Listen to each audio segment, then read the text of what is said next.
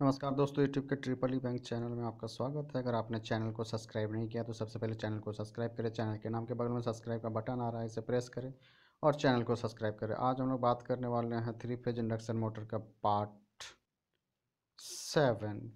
तो अगर आपने पार्ट 6 तक नहीं देखा तो प्लीज़ देख लें, फिर यहाँ से कंटिन्यू करें। तो चलिए सवाल देखते हैं। आज का हमारा पहला सवाल है, which of the following statement about a double squirrel cage induction motor is incorrect. बोल रहा है कि इन चारों में से double squirrel cage induction motor के बारे में कौन सा गलत है। ठीक ना, कौन सा statement double squirrel cage induction motor के बारे में गलत है। तो डबल स्क्वायरल केज आपको दिखा चुके हैं, चलिए दिखाते हैं। तो ये है हमारा डबल स्क्वायरल केज, जिसमें क्या होता है कि स्टार्टिंग बाइंडिंग एक रनिंग बाइंडिंग होता है। इसको हम लोग अपर बाइंडिंग अपर केज बोलते हैं, इसको लोअर केज बोलते हैं। इसका एक और नाम है आउटर केज, इसका इनर केज। तो इसका एरिया छोटा है, मतलब रेजिस्टेंस ज़्यादा है। इसका रेजिस्टेंस लो होगा क्योंकि एरिया ज़्यादा है। तो स्टार्टिंग में करंट को लिमिट करने के लिए रेजिस्टेंस ज़्यादा होना चाहिए, तो ये स्टार्टिंग वाइंडिंग की तरह काम करता है। तो वही सवाल मैं पूछ रहा, चलिए देख रहे हैं सवाल क्या बोल रहे हैं। तो हमारा पहला ऑप्शन है, it has better speed regulation than square cage motor. बोल रहा है कि स्क्वायर केज मोटर की तुलना में इसका स्पीड रेगुलेशन इट हैज। उसके बाद सेकंड ऑप्शन बोल रहा है, its upper cage is of low resistance and lower cage is high resistance. तो बोल रहा है कि इसका जो अपर केज है, मतलब अपर केज कौन सा था, छोटा वाला, उसका रेजिस्टेंस लो होता है। और हमारा जो है उसका high resistance, low resistance and high and lower cage, जो लोअर केज था उसका रेजिस्टेंस हाई होता है। तो अपोजिट बोल दिया, मतलब इसका रेजिस्टेंस हाई होता है, इसका लो होता है। तो इनकरेक्ट कौन सा है, तो इनकरेक्ट हमारा बी है। तो 136 का आंसर हो जाएगा बी। अब 137 नंबर सवाल देखिए क्या पूछ रहा है। When a double squirrel cage motor is started the current induced in the rotor. बोल रहा है कि जब हम लोग डबल स्क्वायर केज मोटर को स्टार्ट करेंगे तो current induced in the rotor, उस टाइम रोटर में जो करंट इंड्यूस्ड होगा वो क्या होगा। ठीक, तो flow mostly of upper winding कौन सा था, छोटा। इसका इसका क्या था, रेजिस्टेंस ज़्यादा था। तो ज़्यादातर करंट कहाँ से फ्लो होगा, हमारा अपर वाइंडिंग से ही होगा, क्योंकि रेजिस्टेंस ज़्यादा है तो करंट को लिमिट करेगा। क्योंकि स्टार्टिंग में हम लोग डबल केज स्क्वायर मोटर लाने का मेन पर्पस क्या है कि स्टार्टिंग में करंट को लिमिट किया ये, इसलिए इसका डिजाइनिंग किया गया। ठीक ना, तो हमारा स्टार्टिंग में क्या है, अपर केज से करंट पास होना चाहिए, क्योंकि वहाँ रेजिस्टेंस ज़्यादा है तो करंट को लिमिट करेगा, तो हमारा वाइंडिंग जलने से बच जाएगा। तो 137 का आंसर हो जाएगा flow mostly through the upper winding. तो मतलब ज़्यादातर करंट कहाँ से, अपर वाइंडिंग से फ्लो होना चाहिए स्टार्टिंग टाइम में। तो 137 का आंसर हो जाएगा ए। 138 नंबर सवाल देखिए क्या पूछ रहा है, regarding single phasing of A 3 phase induction motor under running condition. ठीक, रनिंग कंडीशन में क्या होता है, सिंगल फेजिंग हो जा रहा है, मतलब मान लीजिए तीनों फेज या तो कट जाता है, 2 फेज एक फेज से सप्लाई जा रहा है, या तीनों फेज मान लीजिए मिल गया तो सिंगल फेजिंग हो जाता है। तो बोल रहा है कि रनिंग टाइम में अगर 3 फेज इंडक्शन मोटर अगर सिंगल फेजिंग उसमें आ जाता है तो विच of the statement is incorrect. बोल रहा कौन सा स्टेटमेंट गलत है। ठीक, तो लिख रहा है it will stop and blow the remaining fuses.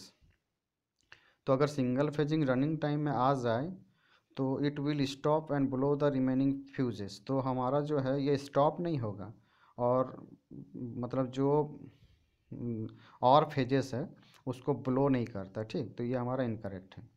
तो हमारा आंसर हो जाएगा 138 का ही। लेकिन अगर स्टार्टिंग टाइम में ऐसा सिंगल फेजिंग होगा ना तो स्टॉप हो जाएगा और बर्न आउट होता है। लेकिन रनिंग टाइम में अगर सिंगल फेजिंग हो रहा है तो वो मतलब स्टॉप नहीं होगा, और क्या बोलते हैं, मतलब तुरंत स्टॉप नहीं होगा और फ्यूज को ब्लो नहीं करवाएगा तुरंत। ठीक, और उसके बाद 139 में, तो 138 का आंसर हो गया ए। 139 में सवाल देखिए क्या पूछ रहा है, the difference between the synchronous speed and actual speed of an induction motor is known as. तो देखिए हम लोगों ने बताया था कि जो सिंक्रोनस स्पीड और एक्चुअल स्पीड क्या होता है इंडक्शन मोटर का, एन आर। तो इसके दोनों के बीच का डिफरेंस को क्या बोलते थे, स्लिप। स्लिप ही ना बोलते थे, और इसके बारे में समझाएं भी, तो इसको स्लिप बोलते हैं। हाँ, तो 139 का आंसर हो जाएगा सी, स्लिप।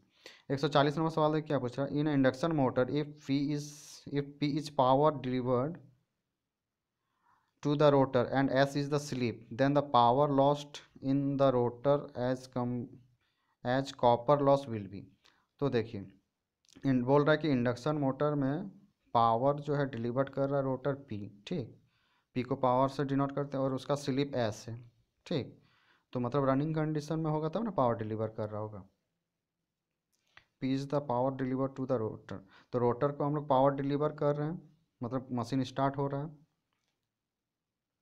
तो जैसे मशीन को स्टार्ट कंडीशन में पावर दिए रोटर में, तो मतलब स्टेटर में हम लोग सप्लाई किए, ठीक ना। तो जैसे रोटर में पावर डेवलप होगा तो क्या होगा, वो हमेशा स्लिप टाइम रिड्यूस्ड हो जाता है, क्योंकि स्लिप वन से लेके स्टार्टिंग टाइम में स्लिप वन रहता है, और जैसे ही रनिंग कंडीशन में पहुंचता है तो स्लिप का वैल्यू वन से कहाँ जीरो की ओर जाता है, ठीक। मतलब स्लिप घटते जाता है, तो स्लिप घटेगा तो पावर जो है स्लिप टाइम होता है हमारा, मतलब जब रोटर में पावर डेवलप होगा सप्लाई देने के बाद, तो वो रनिंग कंडीशन में क्या होगा, स्लीप टाइम रिड्यूस्ड होगा, ठीक। तो वही बोल रहा है कि कॉपर लॉस विल भी, तो हमारा कॉपर लॉस क्या होगा, स्लीप टाइम पावर, क्योंकि कॉपर लॉस क्या होता है, आई स्क्वायर आर होता है ना, तो आई स्क्वायर आर को लॉस बोलते हैं, यही हमारा पावर हो गया, वाट बोल देंगे इसको, ठीक। तो हमारा आंसर हो जाएगा 140 का हो गया हमारा बी। अब 141 नंबर सवाल है, क्या पूछा था, frame of an induction motor is made of. बोल रहा है कि इंडक्शन मोटर का जो फ्रेम होता है, फ्रेम कौन सा, चलिए दिखाते हैं। तो इसको हम लोग क्या बोलते हैं, इसको फ्रेम बोलते हैं। तो ये फ्रेम किससे बना होता है, तो हम लोग ये frame mild steel, sorry sorry, ये माइल्ड स्टील नहीं, ये यहाँ इसका जो शाफ्ट होता है रोटर का वो माइल्ड स्टील का बना होता है, और ये फ्रेम जो हमारा बना होता है वो बना होता है कास्ट आयरन का, ठीक। क्योंकि यहाँ पे उतना तगड़ा, जैसे यहाँ पे माइल्ड स्टील का हम लोग शाफ्ट बनाते हैं, यहाँ पे रोटर लगाते हैं, तो ये तगड़ा होना चाहिए, ठीक। और फ्रेम जो है वो फ्रेम पे उतना खर्च नहीं करते हम लोग, तो इसमें हम लोग कास्ट आयरन का यूज कर लेते हैं, ठीक। तो हमारा आंसर हो जाएगा, चलिए देखते हैं क्या ऑप्शन दिया है। तो हमारा ऑप्शन दिया है कार्बन, बी नंबर दिया क्लोज ग्रेन कास्ट आयरन, उसके बाद दिया है तीसरा ऑप्शन एल्युमिनियम, उसके बाद दिया स्टेनलेस स्टील। तो हमारा ऑप्शन 141 का आंसर हो जाएगा B, close grained cast iron का यूज होता है, ठीक है। और देखिए साफ्ट के लिए माइल्ड स्टील का यूज करते हैं, ये भी याद रख लीजिएगा, माइल्ड स्टील या हम लोग कार्बन स्टील का यूज करते हैं, ठीक, दोनों में से किसी एक को। उसके बाद देखिए slip ring of for induction motor are made of. बोल रहा स्लीप रिंग जो है वो किससे मेड होता है, तो देखते हैं स्लीप रिंग किसको बोलते हैं। तो आप फिगर में देख पा रहे हैं, इसको हम लोग स्लिप रिंग बोलते हैं, ठीक। तो ये किससे मेड होता है, फॉस्फोरस ब्रॉन्ज, जो हम लोगों ने बोला था फॉस्फोरस ब्रॉन्ज का, ठीक। तो उसी को फॉस्फोर ब्रॉन्ज भी बोलते हैं, ठीक। तो आंसर देख लेते हैं क्या दिया ऑप्शन में। तो हमारा ऑप्शन दिया हुआ है फॉस्फोर ब्रॉन्ज, तो यही आंसर हो जाएगा ए। तो 142 का हो जाएगा हमारा आंसर ए, मतलब स्लिप रिंग जो बना होता है वो फॉस्फोर ब्रॉन्ज से बना होता है, ठीक। उसके बाद 143 नंबर सवाल क्या पूछा, if S is the slip and F is the supply frequency, the frequency of rotor current is given by. तो वो एस टाइम सप्लाई फ्रीक्वेंसी होता है, जो रोटर का फ्रीक्वेंसी होता है वो स्लीप का मतलब स्लीप टाइम उसमें मतलब स्लीप टाइम रिड्यूस्ड होता है, ठीक। क्योंकि स्लीप वन से लेके जीरो की ओर जाता है, तो जो रोटर में फ्रीक्वेंसी आएगा रनिंग कंडीशन की ओर जब जाएगा तभी रोटर में कुछ फ्रीक्वेंसी आएगा, तो वो एस टाइम डिक्रीज होता है, ठीक। तो हो जाएगा एस एफ, तो हमारा आंसर हो जाएगा 143 का ए। 144 नंबर सवाल है, क्या पूछा, विच of the following statement is correct about an induction motor. Induction motor के बारे में कौन सा स्टेटमेंट सही है, तो हमारा ऑप्शन दिया हुआ, it is self starting and high torque, it is self starting with zero torque. उसका बाद ऑप्शन है, it is self starting with small torque as compare to rated torque.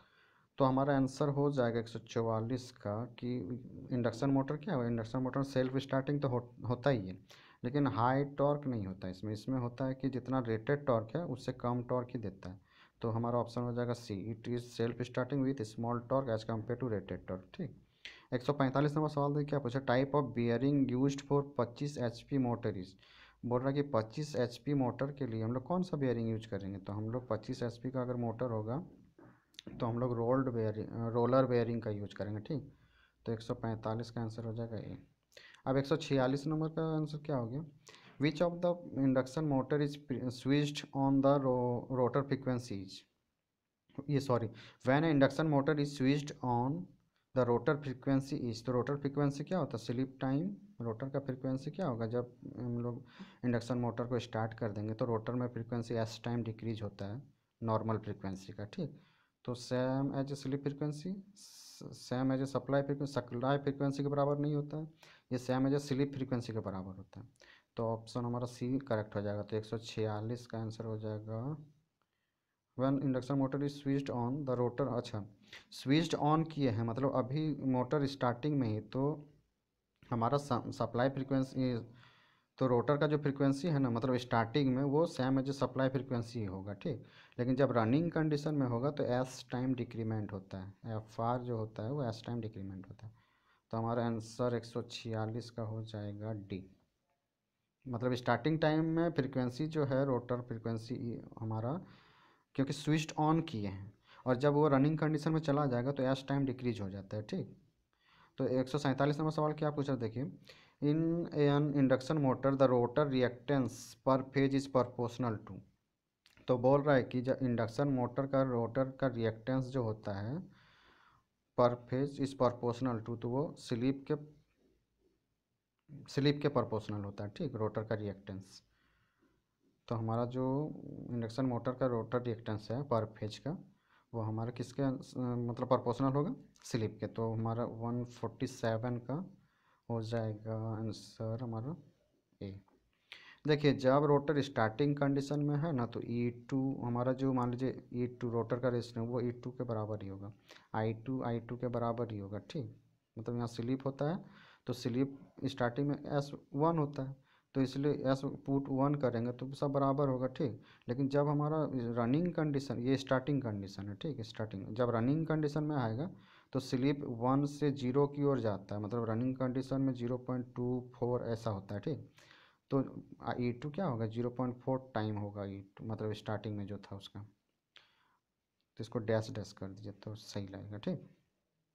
तो स्लिप टाइम डिक्रीमेंट होता है running condition में, ठीक। तो हमारा 148 नंबर सवाल क्या है, a bound rotor induction motor can be distinguished from squirrel cage induction motor by. बोल रहा है जो बाउंड टाइप का इंडक्शन मोटर है वो स्क्वायरल केज से उसको हम लोग मतलब दोनों मोटर रखा हुआ है, ठीक। तो हम लोग दोनों के बीच अंतर कैसे फाइंड आउट करेंगे, तो हम लोग कैसे फाइंड आउट करेंगे, देखेंगे बाउंड रोटर को पहचान, बाउंड रोटर को हम लोग कैसे स्क्वायरल केस से मतलब डिफ्रेंशिएट करेंगे। तो हम लोग उस दोनों के बीच डिफरेंस उसका परजेंट ऑफ स्लिप, मतलब स्लिप अगर है तो इसके द्वारा हम लोग, तो इसके द्वारा स्लिप के द्वारा हम लोग पता लगा लेंगे कि बाउंड रोटर है, ठीक। बाउंड रोटर के स्क्वायर केस से हम लोग स्लिप के द्वारा फाइंड मतलब डिफ्रेंशिएट कर सकते हैं कि ये, तो हमारा ऑप्शन हो जाएगा सी सही, ठीक है। तो 148 का आंसर हो जाएगा सी, कि स्लिप के द्वारा बाउंड रोटर को स्क्वायर केज मोटर से डिस्टिंग्विश कर सकते हैं, मतलब अलग कर सकते हैं। 149 नंबर सवाल देखिए क्या पूछ रहा है, which of the following AC motor is use for industrial application. तो हम लोग इंडस्ट्रियल एप्लीकेशन के लिए 3 फेज इंडक्शन मोटर का यूज करते हैं, ठीक। बोल रहा कि इंडस्ट्रियल एप्लीकेशन के लिए कौन सा मोटर हम लोग क्या बोलते हैं यूज करते हैं, तो हम लोग 3 फेज इंडक्शन मोटर का यूज करते हैं। तो 149 का आंसर हो जाएगा बी। अब 150 नंबर सवाल देखिए क्या पूछा, the shaft on which the rotor of an induction motor is mounted is made of. बोल रहा है शाफ्ट किसके द्वारा बना होता है, जो अभी रोटर था, रोटर का शाफ्ट लगा रहता है जहाँ जो घूमता हुआ बाहर हमको दिखता है, तो ये किसके द्वारा बना होता है, ये कार्बन स्टील का बना होता है या माइल्ड स्टील, ठीक। तो ऑप्शन में देखिए क्या दिया हुआ है, हमारा दिया हुआ हाई स्पीड क्रोम वैनेडियम नहीं, कास्ट आयरन का तो बनता ही नहीं, माइल्ड स्टील। तो डी ऑप्शन हमारा सही हो जाएगा, तो 150 का हो जाएगा डी। अब 151 नंबर सवाल देखिए क्या पूछ रहा है, सवाल है हमारा, which of the flowing type of bearing is generally use to support the rotor of induction motor. तो जनरली हम लोग क्या बॉल बेयरिंग का यूज करते हैं, ठीक, जनरली। लेकिन अगर कंडीशन डाल दे कि इतना एचपी का उतना एचपी का, तो हम लोग वहाँ पे प्रेशर के अनुसार से बियरिंग का यूज करते हैं, ठीक। तो हमारा आंसर हो जाएगा 151 का ए, क्योंकि देखिए प्रेशर डिपेंड करता है किस फोर्स अपॉन एरिया। तो अगर हमको प्रेशर ज़्यादा मिल रहा है, मतलब रोटर में लोड ज़्यादा करेंगे तो प्रेशर भी ज़्यादा होगा, तो एरिया वहाँ पे प्रेशर ज़्यादा होगा, तो उसको ख़त्म करने के लिए क्या करना होगा, एरिया को डिक्रीज करना पड़ेगा। एरिया डिक्रीज करेंगे तो प्रेशर इंक्रीज होगा, ठीक। तो प्रेशर को ज़्यादा सहेगा। तो उसके बाद देखिए हमारा तो 151 का आंसर हो गया ए। 152 नंबर सवाल देखिए क्या पूछ रहा है, under which method of starting an induction motor is expected to take largest starting current. तो देखिए हमारा बोल सवाल पूछ रहा है कि हम लोग स्टार्टिंग का कौन सा मेथड यूज करेंगे जो लार्जेस्ट करंट इस मतलब एक्सपेक्ट कर सकते हैं कि वो मोटर, तो हम लोग एक्सपेक्ट कर सकते हैं कि मोटर लार्जेस्ट करंट को हैंडल करेंगे, कौन सा स्टार्टिंग मेथड को अगर हम लोग यूज करेंगे तो ये एक्सपेक्ट कर सकते हैं। तो हम लोग normally direct online DOL starting method है ना, इसमें एक्सपेक्ट कर सकते हैं कि हमारा मतलब इसमें कोई मोटर का स्टार डेल्टा या किसी तरह टाइप का मोटर का नाम नहीं दिया हुआ, ना एचपी रेटिंग दिया हुआ। तो नॉर्मली हम लोग ड्यूअल स्टार्टर का यूज कर लेंगे, ठीक, क्योंकि ये 0 से लेके हमारा 5 HP तक चल जाता है, ठीक ना, लेकिन 2 HP तक यूज करते हैं इसको, ठीक। तो हमारा आंसर हो जाएगा सी। ये एक्सपेक्टेड कर सकते हैं कि लार्ज करंट को हैंडल करेगा, ठीक। तो 152 का हो जाएगा सी। 153 नंबर सवाल है, क्या पूछ रहा है, when squirrel cage induction motor fail to start which of the following could not be the reason for the same. बोल रहा है कि स्क्वायरल केज इंडक्शन मोटर है वो, मतलब उसको स्टार्ट कर रहे हैं तो वो स्टार्ट नहीं हुआ, मतलब फेल हो गया। तो कौन सा reason could not be the reason for same, तो कौन सा रीजन नहीं है, ठीक। तो ऑप्शन देख लेते क्या क्या है, uneven air gap, blow fuse, overload, one और टू फेज इज ओपन। तो देखिए अगर हम लोग स्टार्ट करने गए और स्टार्ट नहीं हुआ तो ये तो हो सकता है फ्यूज ब्लो हो गया होगा, ओवरलोड है इसलिए नहीं हुआ, वन फेज या टू फेज उसका ओपन हो गया होगा क्योंकि इस कारण से मैग्नेटिक फील्ड नहीं बना तो इसलिए स्टार्ट नहीं हुआ। लेकिन अनइवन एयर गैप इसके लिए रीजन नहीं है, ठीक। तो आंसर हो जाएगा 153 का ए, कि एयर गैप जो है वो अनइवन है। तो ये ज़रूरी नहीं है, अनइवन है तो भी चल जाता है, लेकिन ये सब कारण से हो सकता है कि स्टार्ट नहीं हो पाया। तो इनकरेक्ट हमको पूछा कुड नॉट बी, तो कुड नॉट बी में ये होगा, मतलब नहीं है, ठीक। तो हमारा उसके बाद 154 नंबर सवाल क्या पूछ रहा है, तो 153 का आंसर क्या क्या हो जाएगा ए। 154 नंबर सवाल देखिए क्या पूछ रहा है, the starter of 5 HP induction motor is provided with. तो हम लोग 5 HP इंडक्शन मोटर के लिए स्टार्टर का जो स्टेटर होता है तो उसका स्टेटर सेमी क्लोज्ड होता है, semi close slot with parallel teeth, ठीक। तो 5 HP का जो हमारा इंडक्शन मोटर है उसका स्टेटर जो है ना वो सेमी क्लोज्ड होता है, ठीक। और स्लॉट विथ पैरेलल टीथ, उसके साथ जो टीथ होता है वो पैरेलल होता है, ठीक। तो आंसर हो गया हमारा 154 का सी। 155 नंबर सवाल है, क्या पूछा, the direction of rotation of three phase induction motor can be reverse by. तो हम लोग थ्री फेज इंडक्शन मोटर का डायरेक्शन को रिवर्स कैसे कर सकते हैं, मान लीजिए आर वाई बी है तो इसको इंटरचेंज करके रिवर्स कर सकते हैं, मतलब यहाँ पे वाई लगा देंगे, यहाँ पे आर कर देंगे और यहाँ बी ही रख देंगे, ठीक। तो इंटरचेंज किया ना सप्लाई को, तो हमारा रोटेशन अगर पहले पहले आर वाई बी दिए थे तो रोटेशन इस साइड था, मान लीजिए अगर वाई आर बी कर दिए तो रोटेशन इस साइड हो जाएगा, मतलब इंटरचेंज कर सकते हैं ओनली इंडक्शन मोटर में। तो 155 का आंसर हो जाएगा क्या, इंटरचेंजिंग एनी टू फेजेस, ठीक। तो ए 155 का हो जाएगा ए। 156 नंबर सवाल है, क्या पूछ रहा है, a bound rotor induction motor usually not selected when. बोलता है वायर वाला बाउंड रोटर मतलब क्या हुआ, जिसमें वायर लगा रहता है। तो वायर वाला मोटर जो है या तो उस मतलब इंडक्शन मोटर जो है जिसमें रोटर वायर वाला लगा हुआ तो उसको हम लोग बाउंड रोटर बोल दिए। तो उसको हम लोग कहाँ पे जनरली यूज नहीं करेंगे, मतलब सेलेक्ट नहीं करेंगे, किस एप्लीकेशन में, ठीक। तो देख लेते हैं ऑप्शन क्या दिया, variable speed operation is desire, cost is the man consider. देखिए जहाँ पे हम लोग का कॉस्ट हम लोग का, जहाँ हम लोग चाहते हैं कि कॉस्ट लो हो, जहाँ पे हमारा मैन कंसिडरेशन क्या है कि कॉस्ट हमारा ज़्यादा नहीं होना चाहिए, वहाँ पे हम लोग बाउंड रोटर का यूज़ नहीं करेंगे। मतलब हम लोग अगर लो कॉस्ट वाला मशीन चाहिए तो हम लोग क्या करेंगे, स्क्वायरल केज, क्योंकि इसमें केज का यूज होता है, स्लिप रिंग वगैरह रहता नहीं तो कॉस्ट कम होता है इसका, ठीक। और बाउंड रोटर में स्लिप रिंग रहता है, वायर रहता है तो इसका कॉस्ट बढ़ जाता है। तो हमारा जहाँ पे कॉस्ट मैन कंसिडरेशन होगा बी, तो वहाँ पे हम लोग बाउंड रोटर को सिलेक्ट नहीं करेंगे। तो आंसर हो जाएगा हमारा 156 का बी, कि अगर कॉस्ट हमको लो चाहिए तो हम बाउंड रोटर का यूज नहीं करेंगे, ठीक। उसके बाद देखिए 157 नंबर सवाल क्या पूछा, विच of the following feature of induction motor helps in preventing causing of motor. बोल रहा है कि कौन सा फीचर फॉलोइंग चार ऑप्शन जो दिया है इन फीचर्स में से कौन सा फीचर्स हमको हेल्प करता है कॉजिंग को दूर करने के लिए। कॉजिंग के बारे में हम लोग बताए थे, कॉजिंग और क्राउलिंग। कॉजिंग कब आता है, जब स्टार्टिंग में आता है, क्राउलिंग रनिंग कंडीशन में आता है, ये ड्यू टू हार्मोनिक्स के कारण होता है क्राउलिंग। और कॉजिंग क्या होता है, अगर हमारा स्क्यू नहीं है बार, मतलब जो इंडक्शन मोटर की स्क्वायरल केज वाला यूज किए हैं उसमें अगर बार जो है लगा हुआ और टेढ़ा टेढ़ा नहीं है तो कॉजिंग आएगा, ठीक। तो आंसर हो जाएगा हमारा स्क्यू स्लॉट। ये स्क्यू स्लॉट रखने के कारण हमको हेल्प हो जाता है कि कॉजिंग मोटर में नहीं आता है। तो हमको वही पूछ रहा था सवाल में कि कॉजिंग कैसे नहीं आएगा, तो हम अगर स्क्यू स्लॉट रखेंगे इसलिए कॉजिंग नहीं आएगा। तो 157 का आंसर होगा ए। देखिए और ज़्यादा डिस्कशन इसलिए नहीं कर रहे हैं क्योंकि पहले बहुत ज़्यादा डिस्कस कर चुके हैं, तो अभी नंबर ऑफ़ क्वेश्चन को बढ़ा के जल्दी से ख़त्म करेंगे हमारा थ्री फेज इंडक्शन मोटर को, ठीक। इसलिए ज़्यादा डिस्कशन नहीं कर रहे हैं। और जितना पार्ट आगे बढ़ते जाएगा डिस्कशन थोड़ा कम ही रखेंगे, क्योंकि बार बार वही चीज़ का डिस्कशन करना पड़ता है, सवाल कोई नया तो है नहीं। तो उसके बाद सवाल देखिए 158 क्या पूछा था, number of slip ring on a squirrel cage induction motor. देखिए इस सवाल को आप लोग खुद बनाइए फिर हम बताते हैं। तो आशा करते हैं आप बना लिए होंगे। तो देखिए इसमें इस और बनाए होंगे तो गलत ही बनाए होंगे, क्योंकि स्क्वायरल केज पूछा है और आप लोगों ने क्या किया होगा ना कि स्लिप रिंग का आंसर मार दिया होगा कि केज में रोटर में कितना नंबर ऑफ स्लिप रिंग का यूज होगा, तो मार दिए होंगे 3। लेकिन याद रखिए केज में हम लोग रोटर में कोई स्लिप विलिप नहीं लगाते हैं, इसमें लगाते हैं बाउंड रोटर में। तो अच्छा से ध्यान से पढ़िएगा, केज लिखा हुआ है स्क्वायरल केज। केज में क्या होता है, पिंजरा नुमा स्ट्रक्चर होता है, वहाँ कोई स्लिप लगा होता है। चलिए दिखाते हैं फिगर आपको।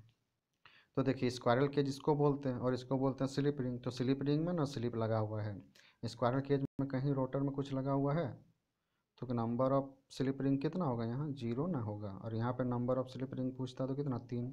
और अगर हमारा अगर स्टार डेल्टा स्टार कनेक्शन है तो नंबर ऑफ स्लिप हो जाता 4। इसलिए हम लोग स्टार का यूज़ नहीं करते हैं, मतलब रोटर साइड में डेल्टा स्टार का, हम लोग स्टार डेल्टा का यूज़ करते हैं ताकि 3 गो स्लिप रिंग का यूज हो सके, ठीक ना। तो कॉस्ट भी कम होगा और झंझट भी कम होगा, क्योंकि जितना ज़्यादा स्लिप लगाएंगे उतना ज़्यादा वायर बाहर तक ले जाना होगा। सिर्फ ब्रश ब्रश का रोटेशन के कारण तो रिड्यूस भी होता है ना ब्रश का साइज। तो चलिए आगे देखते हैं। तो हमारा आंसर क्या हो जाएगा यहाँ पे 158 का, तो आंसर हो जाएगा नन। ठीक, तो आंसर हो जाएगा डी कि स्क्वायर केज में नंबर ऑफ स्लिप कितना रहता है, एक भी नहीं रहता। ठीक, उसके बाद देखिए 159 सवाल क्या पूछ रहा है, synchronous wattage of induction motor means. Synchronous wattage induction motor का क्या होता है, तो हम लोग जानते हैं, हम लोग पावर बराबर पढ़ा है ना, टॉर्क इंटू ओमेगा। तो torque 2 pi N S I synchronous speed अपन 60, ये पावर वाटेज वाला पावर है। तो हमारा जो है रोटर में देखिए टॉर्क आ रहा है, मतलब रोटर रनिंग कंडीशन में है। तो synchronous wattage of induction motor means होता है कि हमारा टॉर्क कितना रोटर में प्रोड्यूस हो रहा है, ठीक ना, मतलब टॉर्क में कितना वाटेज आ रहा है जब रनिंग कंडीशन में है। ठीक, तो हमारा synchronous wattage of induction motor means हो जाएगा कि 159 का आंसर हो जाएगा हमारा बी, कि रोटर इनपुट इन वाटेज, मतलब रोटर में कितना वाट का इनपुट दे रहे हैं जो वो टॉर्क प्रोड्यूस कर रहा है। ठीक, पावर वाट के बारे में पूछ रहा है, तो पावर हम लोग रोटर में क्या करेंगे, देंगे, क्योंकि मोटर है तो पावर तो वहाँ से लेंगे नहीं, देंगे। तो हम लोग का कितना वाटेज दे रहे हैं टॉर्क प्रोड्यूस करने के लिए, तो उसी को सिंक्रोनस वाटेज कहते हैं। ठीक, 160 नंबर सवाल देखिए क्या पूछ रहा है, इफ़ स्टेट। तो हमारा 159 का आंसर क्या हो जाएगा बी। अब 160 का सवाल देखिए क्या पूछ रहा है, if stator voltage of square cage induction motor is reduced to 1/2 its normal value. बोल रहा है स्टेटर का वोल्टेज हम लोग हाफ कर दे रहे हैं इंडक्शन मोटर का नॉर्मल वैल्यू से, तो इस it starting current is reduce, तो इसका स्टार्टिंग करंट भी आधा हो जाता है। तो हमारा आंसर क्या हो जाएगा, हमारा आंसर मतलब अगर स्टार्टर का हम लोग वोल्टेज को इंड्यूस रिड्यूस करेंगे ना, तो स्टार्टिंग का करंट जो रोटर में आ रहा था वो भी रिड्यूस्ड हो जाता है, कितना, आधा हो जाता है। तो नॉर्मली क्या 5 to 6 टाइम होता है, मतलब रेटेड स्पीड में अगर हम लोग स्टार्टर नहीं लगाएं तो रोटर में कितना करंट फ्लो होने लगेगा, 5 से 7 गुना। तो लेकिन अगर हम 50% रिड्यूस करेंगे ना तो वहाँ करंट भी रिड्यूस हो जाएगा 50%। तो हमारा आंसर होगा सी, 160 का आंसर हो जाएगा सी। अब 161 नंबर सवाल है क्या पूछा, if starter voltage of square cage induction motor is reduce to 50%। बोल रहा है कि स्टार्टर का वोल्टेज हम लोग स्क्वायर केज इंडक्शन मोटर का 50% रिड्यूस करेंगे। ठीक, 50% of its rated value, torque develop is reduced by. तो टॉर्क प्रोपोर्शनल इंडक्शन मोटर में हम लोग जानते हैं कि टॉर्क डायरेक्टली प्रोपोर्शनल होता है वी स्क्वायर का। तो अगर हम लोग 50% हम लोग रिड्यूस करेंगे मतलब वोल्टेज को, तो हमारा देखिए कितना, तो टॉर्क कितना रिड्यूस हो जाएगा, 1/4 हो जाएगा। तो मतलब 25% टॉर्क हमारा क्या होगा, तो टॉर्क हमारा कितना हो जाएगा, 25% हो जाएगा। मतलब अगर वोल्टेज को हम लोग 50% मतलब आधा होता है ना, 50% का मतलब क्या होता है, 50% को हटाएंगे 100 तो 1/2 होगा। तो हमारा टॉर्क हो जाएगा 25%। तो बोल रहा है कि रेड्यूस्ड कितना होगा, तो 25% टॉर्क बचा, 100% था तो रेड्यूस कितना हुआ, 75% में रेड्यूस हुआ। तो आंसर हो जाएगा हमारा ऑप्शन 90/50 बी, 161 का हो जाएगा हमारा बी, कि 75% टॉर्क जो है इट्स फुल लोड से डिक्रीज हो जाएगा। ठीक, उसके बाद 162 नंबर सवाल है, क्या पूछ रहा है, in a three phase induction motor which of the following statement regarding frequency of induced rotor EMF is incorrect. बोल रहा है कि, तो हमारा सवाल बोल रहा है कि रोटर में जो ईएमएफ इंड्यूस्ड होता है इंडक्शन मोटर में, उसके बारे में कौन सा स्टेटमेंट गलत है थ्री फेज इंडक्शन मोटर का। तो इट्स मतलब रोटर में जो ईएमएफ इंड्यूस्ड होगा, मतलब जब सप्लाई देंगे स्टेटर में तो रोटेटिंग मैग्नेटिक फील्ड आएगा, वो क्या करेगा, रोटर को कट करेगा, रिलेटिव मोशन मतलब मोशन कर रहा होगा, तो रोटर रखा हुआ होगा क्या बोलते हैं मैग्नेटिक फील्ड के अंदर, तो रोटर को वायर को कट करेगा तो इसमें ईएमएफ इंड्यूस्ड होता है। शॉर्ट सर्किट होने का करंट फ्लो होता है, करंट फ्लो होगा तो वायर से करंट फ्लो होगा तो फिर रोटर में मैग्नेटिक फील्ड आता है, ठीक। तो ईएमएफ इंड्यूस्ड जो हो रहा है तो उसका फ्रीक्वेंसी के बारे में कौन सा स्टेटमेंट गलत है, तो लिख रहा है कि its speed very inversely as slip. तो देखिए स्लिप का इन्वर्सली नहीं होता है, स्लिप का मल्टीप्लिकेशन होता है, ठीक। मतलब जब भी हम लोग रोटर में ईएमएफ आ गया तो रनिंग कंडीशन में आने लगेगा रोटर, तो स्लिप टाइम सब चीज़ घटता है, ई घटता है, आई घटेगा, एक्स घटता है, ठीक, आर घटता है, एस टाइम, तो सब चीज़ resistance, inductance, reactance, EMF, current सब घटता है स्लिप टाइम रनिंग कंडीशन में। जब ईएमएफ इंड्यूस्ड हो जाता है तो इन्वर्सली प्रोपोर्शनल मतलब घट नहीं रहा है, बढ़ना चालू होगा, इसका मतलब यही ना हो जाएगा कि स्लिप नीचे रहेगा और यहाँ पे E2 रहेगा या V2 रहेगा या फ्रीक्वेंसी रहेगा, क्योंकि रोटर का फ्रीक्वेंसी क्या होता है, एस टाइम डिक्रीमेंट होता है। तो जब स्लिप को नीचे कर देंगे तो बढ़ने लगेगा, क्योंकि स्लिप घटता है तो नीचे घटाएंगे तो ऊपर बढ़ेगा ना, इसका मतलब इसका वैल्यू बढ़ेगा। तो स्लिप टाइम यहाँ इन्वर्सली पर it's speed very inversely as a slip, तो ये हमारा इनकरेक्ट है, इन्वर्सली प्रोपोर्शनल नहीं होता है, ठीक। तो 162 का आंसर हो जाएगा, मतलब इसका स्पीड जो है वो इन्वर्सली स्लिप के इन्वर्सली होगा, तो नहीं। तो 162 का आंसर हो गया हमारा ए। 163 नंबर सवाल पूछ रहा है, which of the following motor are use frequently. तो हम लोग फ्रिक्वेंटली जो है ना थ्री फेज इंडक्शन मोटर को यूज फ्रिक्वेंटली कर सकते हैं। तो हमारा 163 का आंसर हो जाएगा ए, ठीक। मतलब कौन सा मोटर हम लोग फ्रिक्वेंटली यूज कर सकते हैं, डीसी शंट मोटर ऑप्शन में था, three phase commutator motor, AC induction motor, तो एच और उसके बाद थ्री फेज इंडक्शन मोटर। तो सबके कंपैरिजन में थ्री फेज इंडक्शन मोटर को फ्रिक्वेंटली यूज मतलब हम लोग स्टार्ट यूज कर सकते हैं, ठीक। तो आज यहीं तक रखते हैं। थैंक्स फॉर वाचिंग, और अगर आपने चैनल को सब्सक्राइब नहीं किया तो प्लीज़ प्लीज़ चैनल को सब्सक्राइब कर दो, ज़्यादा से ज़्यादा दोस्तों में शेयर करें। Thank you.